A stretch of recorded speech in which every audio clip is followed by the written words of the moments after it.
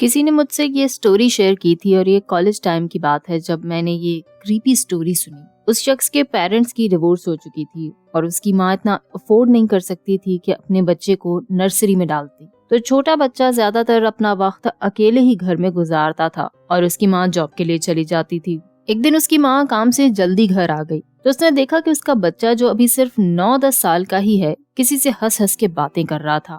ماں کو لگا کہ شاید اس کے گھر میں کوئی چور گھس آیا ہے، بس اس کو عجیب سے ایک دم سے غلط خیالات آنے لگے تھے۔ جب جا کے چھپ کے دیکھا تو دیکھتی ہے کہ وہ اکیلے ہی ہنس بول رہا تھا جیسے وہ کسی اندیکھی مخلوق سے مخاطب ہے۔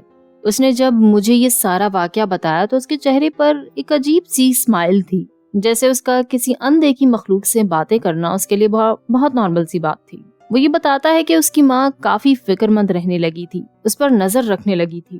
اس نے یہ بھی بتایا کہ میں بچہ تھا، مجھے اتنا یاد نہیں اس وقت کا، لیکن ہاں یہ ضرور ہے کہ کچھ بلیک شیڈو کی طرح تھا جو میرے آس پاس رہتا تھا، میرے بالکل پیرنٹس کی طرح۔ میں جب بھی اکیلا ہوتا تھا وہ میرا بہت خیال رکھتا تھا، مجھ سے اچھے سے باتیں کرتا تھا، میرے ساتھ کھیلا کرتا تھا۔ اب ایک اکیلے بچے کو اس کے علاوہ اور کیا چاہیے؟